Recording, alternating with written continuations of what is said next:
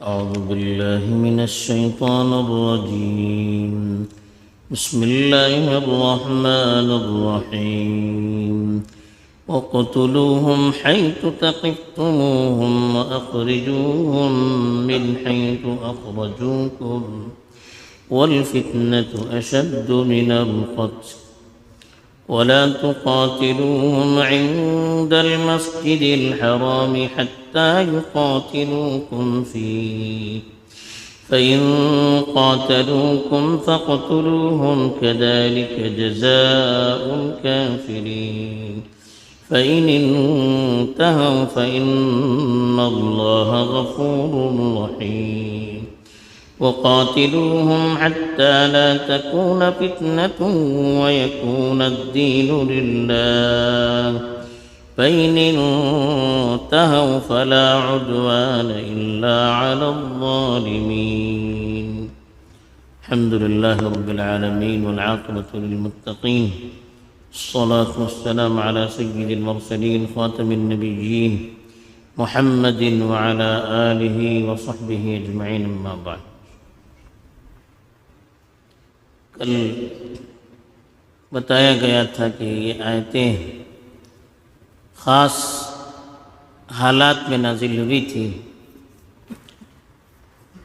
جب رسول اللہ صلی اللہ علیہ وسلم نے مکے والوں سے معاہدہ کیا تھا جنگ بندی کا، اور عمرے سے رسول اللہ کو روکا گیا تھا، اور اگلے سال عمرہ کرنے کی درخواست کی گئی تھی. تو اگلے سال جب جانے لگے تو مسلمانوں کو خدشہ تھا کہ کہیں یہ مشرک پھر اپنے وعدے سے پھر نہ جائے، چونکہ پہلے بھی وہ رسول اللہ صلی اللہ علیہ وسلم کے ساتھ اور مسلمانوں کے ساتھ برا سلوک کر چکے تھے، مکے سے ان کو نکال چکے تھے، تو اس لیے ان کا ڈر بھی بجا تھا. تو اس وقت یہ آیت نازل ہوئی تھی کہ اگر وہ لوگ جنگ پر آمادہ ہو جائیں اور آپ کو کعبۃ اللہ کا طواف کرنے سے روک دیں اور جو معاہدہ کیا ہے اس کو توڑ دیں، تو پھر کیا کرنا ہے؟ تو ان سے جنگ کرنے کے لیے کہا گیا تھا. اس وقت کہا گیا کہ وَاقْتُلُوهُمْ، ان کو قتل کرو، حَيْثُ ثَقِفْتُمُوهُمْ، جہاں تم انہیں پاؤ. یعنی جب وہ غداری کریں اور خود جو معاہدہ کیا ہے اس معاہدے کو توڑ دیں، پھر ان کے ساتھ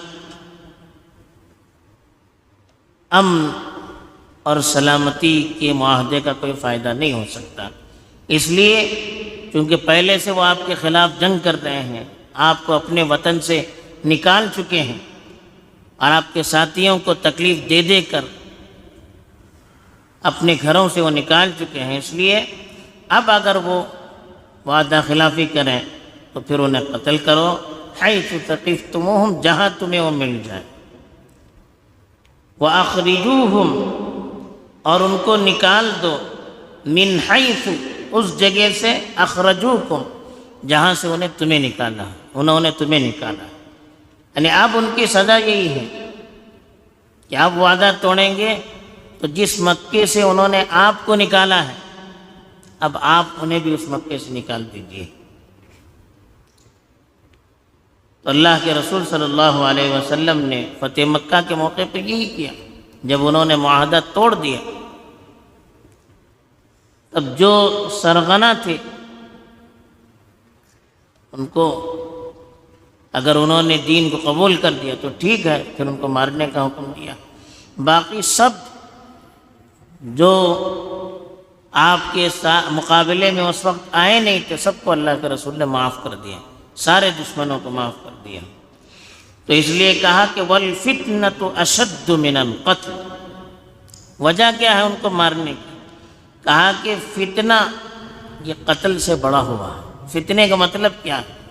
فتنے کا مطلب یہ علماء نے یہ لکھا ہے کہ دین کے قبول کرنے سے لوگوں کو روکنا، دین پر عمل کرنے سے روکنا، کعبۃ اللہ کا طواف کرنے سے روکنا، اور دھمکیاں دینا، اور جو لوگ دین کو قبول کرنا چاہیں ان کو قبول کرنے نہ دینا، یہ جو چیزیں ہیں یہ قتل کرنے سے زیادہ، حرم شریف میں قتل کرنے سے زیادہ بڑی ہوئی چیزیں ہیں، اس کا گناہ اس سے بڑا ہوا۔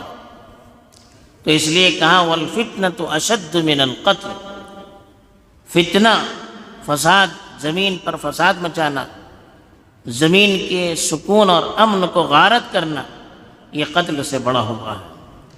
پھر ایک بات کہی وَلَا تُقَاتِلُوهُمْ عِنْدَ الْمَسْجِدِ الْحَرَامِ، البتہ مسجد حرام کے بعد ان سے جنگ نہیں کرنا۔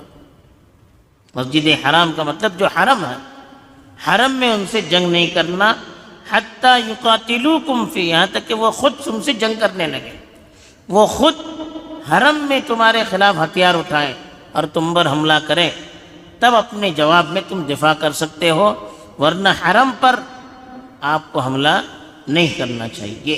حرم شریف میں جنگ کی اجازت نہیں ہے، الا ہے کہ سامنے والے خود آ کر اس پر حملہ کریں، تب اس وقت کے لیے اجازت دی گئی ہے۔ تو اس لیے کہا فَإِن قَاتَلُوكُمْ فَاقْتُلُوهُمْ، اگر حرم میں بھی وہ لوگ آ کر آپ سے جنگ کریں تب آپ ان کو قتل کر دیجیے۔ كَذَلِكَ جَزَاءُ الْكَافِرِينَ، یہی کافروں کا بدلہ ہے جو نافرمانی کرتے ہیں، اللہ کی بھی نافرمانی کرتے ہیں اور معاہدوں کو بھی توڑتے ہیں، جو وعدہ کرتے ہیں اس کو توڑتے ہیں، کہا کہ ان کی یہی سزا ہے۔ فَإِنِ انتهوا، پھر اللہ کہتے ہیں اگر پھر وہ باز آ گئے، اپنے ان کرتوتوں کو چھوڑ دیا، دین کی مخالفت، کعبۃ اللہ سے روکنا، دین پر عمل کرنے سے روکنا، ان سب چیزوں سے اگر وہ باز آ گئے فَإِنَّ اللَّهَ غَفُورٌ رَحِيمٌ، اللہ تعالیٰ بڑے بخشش کرنے والے اور بڑے مہربان ہیں، اب بھی اللہ تعالیٰ ان کو معاف کر سکتے ہیں۔ پھر اللہ تعالیٰ نے جزیرۃ العرب کے متعلق ایک خاص حکم دیا تھا، چونکہ جزیرۃ العرب وہ جگہ تھی جہاں پر رسول اللہ صلی اللہ علیہ وسلم خود آئے تھے، اور وہاں کے لوگوں کو براہ راست رسول اللہ صلی اللہ علیہ وسلم نے خطاب کیا تھا، ان کے سامنے اللہ کی آیتیں اتری تھی، معجزے انہوں نے دیکھے تھے، اب ان کے لیے ضروری تھا کہ وہ دین کو قبول کرتے، ساری چیزیں انہوں نے دیکھ لی، پھر بھی وہ اگر مخالفت کرتے ہیں اور رسول اللہ صلی اللہ علیہ وسلم اور مسلمانوں کی مخالفت کرتے ہیں تو پھر ان سے بڑا مجرم کوئی نہیں ہو سکتا۔ اللہ کا قانون تھا کہ جس علاقے میں نبی بھیجا جائے اور اس کی حجت وہاں پر تمام ہو جائے تو اللہ پوری بستی پر عذاب لا کر برباد کر دیتے تھے اگر انہوں نے دین کو قبول نہیں کیا۔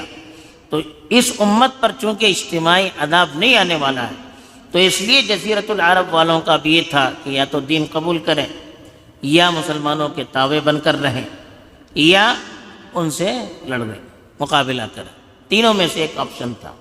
تو اس لیے کہا کہ وقاتلوہم، آپ ان سے جنگ کیجئے، حتی لا تکون فتنہ، یہاں تک کہ فتنہ نہ رہے۔ فتنہ کا مطلب وہی دین کی مخالفت وہ نہ کریں، دین پر عمل کرنے سے لوگوں کو نہ روکیں، وَيَكُونَ الدِّينُ لِلَّهِ، اور اللہ ہی کی اطاعت کا غلبہ ہو، جزیرۃ العرب پر اللہ ہی کی اطاعت کا غلبہ ہو جائے۔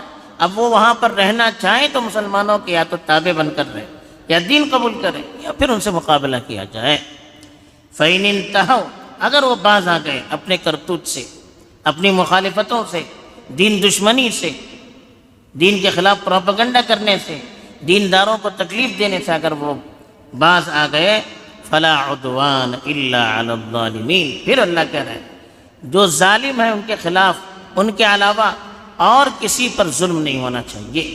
جو خود ظلم کریں، خود مخالفت کریں، خود لڑائی پر آ جائیں تو وہ الگ بات ہے، ان سے مقابلہ کر سکتے ہیں، باقی اور کسی پر ظلم و زیادتی نہیں ہونی چاہیے۔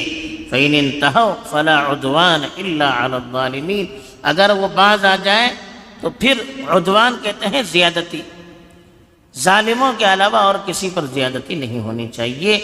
یہ اسلام کا خاص ایمرجنسی حالات میں بھی حکم ہے کہ جن لوگوں کا مقابلہ کرنا ہے تو وہی انہی سے کرنا ہے جو مخالفت پر آ جائے، جو مقابلے پر آ جائیں، باقی جو مقابلے پر آتے نہیں ہیں، جو ہمیں تکلیف نہیں دیتے ہیں، جو دین میں خلل نہیں ڈالتے ہیں، تو پھر ان سے ہمارا مقابلہ نہیں ہو سکتا۔ یہ اس وقت کے بارے میں ہے جہاں اللہ تعالیٰ نے اس وقت حکم تھا جہاد کا، خاص حالات میں یہ آیتیں نازل ہوئی تھی۔ اب ان آیات کو عام اس پہ لینا یہ بھی صحیح نہیں ہے۔ یہ بھی ایک بہت بڑی غلطی ہے کہ جو لوگ قرآن کا گہرائی سے مطالعہ نہیں کرتے، وہ آگے پیچھے سے کاٹ کر قرآن کی آیتوں کو غلط معنی میں استعمال کرتے ہیں۔ تو یہ آیت نازل ہوئی تھی، یہ آیتیں خاص پس منظر میں، خاص حالات میں اور اہل مکہ کے متعلق تھی، جیسا کہ آگے پیچھے دیکھنے سے معلوم ہوتا ہے۔ تو ان آیات کو یہاں سے کاٹ کر عمومی اس میں لینا اور اس سے غلط سلط تشریح کر کے اسلام کو بدنام کرنا، یہ بھی ایک بہت بڑی دشمنی ہے اور یہ ایک بہت بڑی غلط فہمی ہے۔ قرآن سمجھتے نہیں ہیں، غلط سلط تعویل کر کے لوگوں کو بھی قرآن سے دور کرنے کی کوشش کرتے ہیں۔ اللہ تعالیٰ ان آیات کے صحیح مفاہیم کو سمجھ کر اپنی مرضی کے مطابق چلنے کی ہمیں توفیق دے۔ آمین۔ وآخر دعوانا الحمدللہ۔